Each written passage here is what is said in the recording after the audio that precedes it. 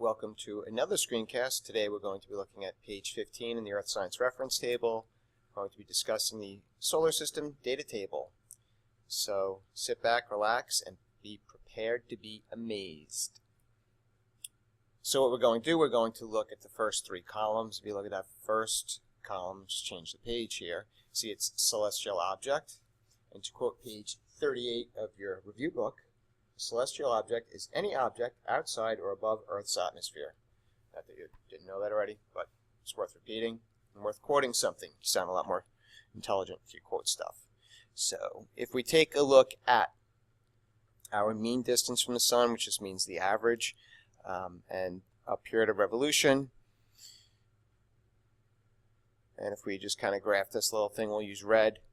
So Mercury, this little red line is arbitrarily, I just kind of picked it as Earth of 365.26 days, which sounds an awful lot like a year. So Mercury would be below that at 88 days. Right? So let's say estimating somewhere around there. And then Venus would be 224.7 days. And then of course Earth would be here. Right? And then Mars would be, up here somewhere. Jupiter.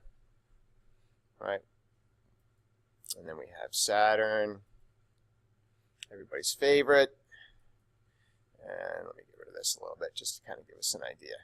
So, if we connect the dots, we can see that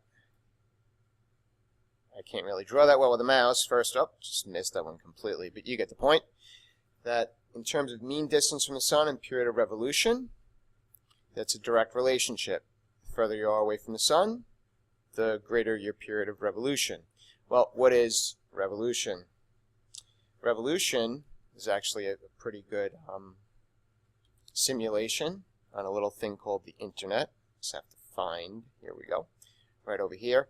And if you look, you can see that this is the sun,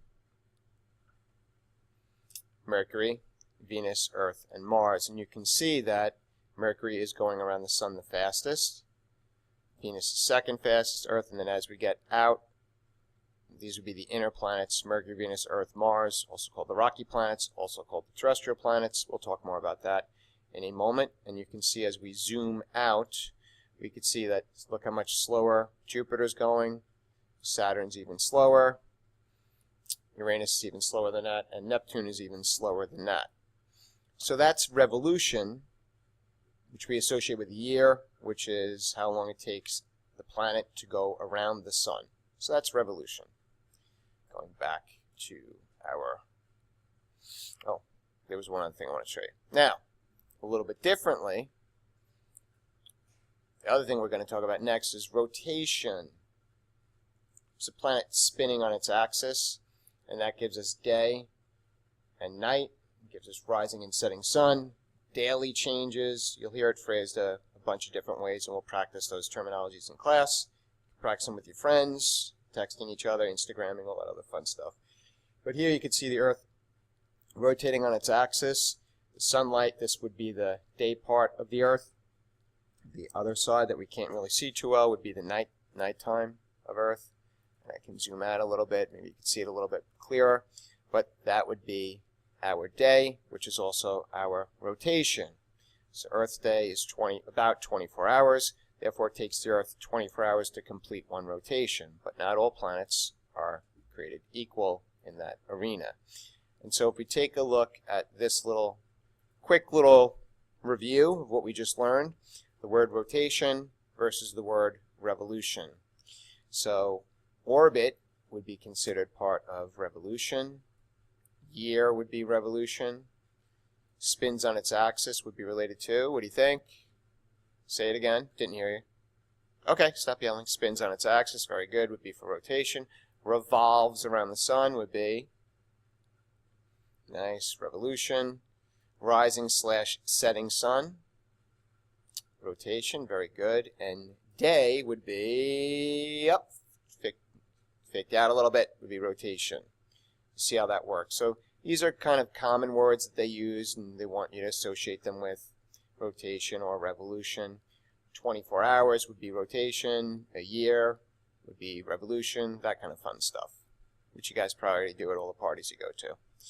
So now, if we look at our period of rotation at the equator versus our distance from the sun, we made it a little bit easier with M for Mercury, Venus, Earth, Mars on the bottom. You can see that kind of fun stuff. And if you take a look, Mercury's period of rotation is 59D, which is days. Again, this red mark I just put there, that would be Earth's standard 24 hours. So you could see Mercury would be, really high, extremely high, even probably more than this, but nonetheless, you could kind of see I kind of messed it up. I'm going to take it back. How about that? The beauty of the undo.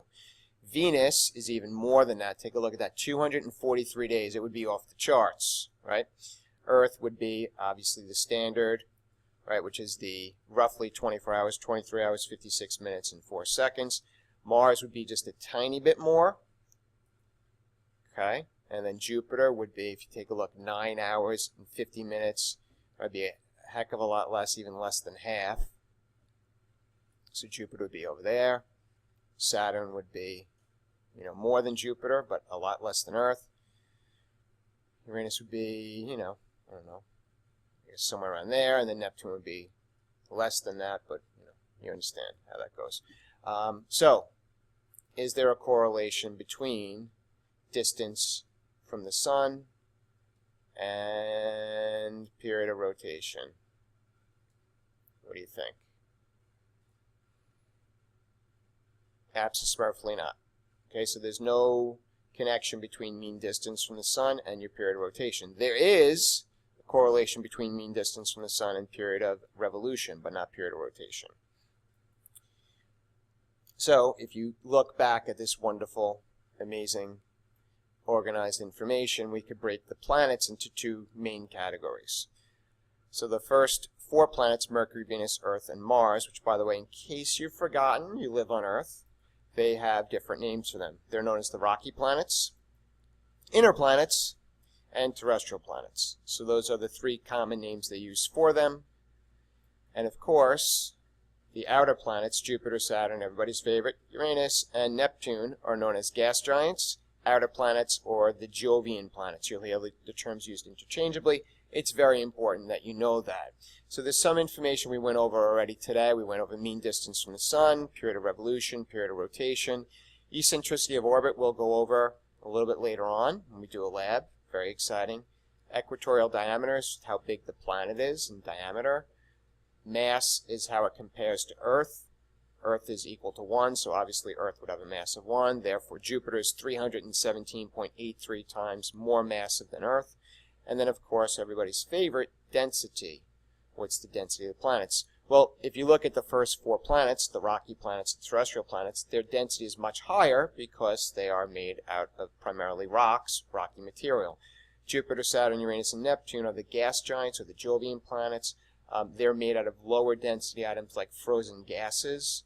So if you went to somewhere and got a Slurpee, that consistency is the consistency of those 4 outer planets, the gas giants, or the Jovian planets, have that same consistency. Not a solid surface, but are frozen gases. They're so far away from the sun, they're so cold that the gases actually freeze. Pretty interesting. All right, so which planet would float if you placed it in the water?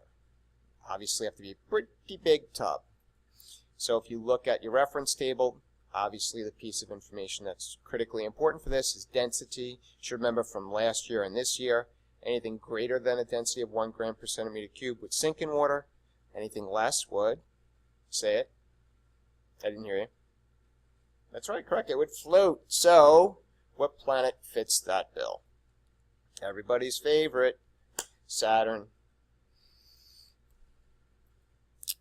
Which planet's day is longer than its year? Now, this is a little bit more sophisticated, not as straightforward.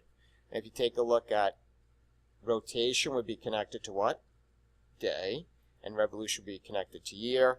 So you need to kind of go down the list and go with a comparison. So Mercury's year is 88 days long. Its day is 59 days long. Pretty close, but not there. What about the next one? Venus, 224.7 days. That's its year. But its day is 243 days. So Venus's day is longer than its year, which is really odd and really strange. Now, all these references are based upon Earth days and Earth years. Look at Earth.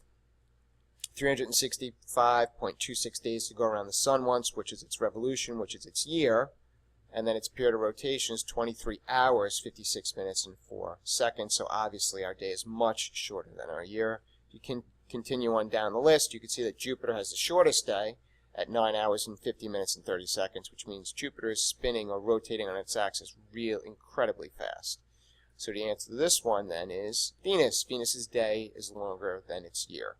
We're going to practice reading this information in the lab when you come into class, so it's important that you understand all of this fun stuff on this incredible page 15 in the Earth Science Reference Table.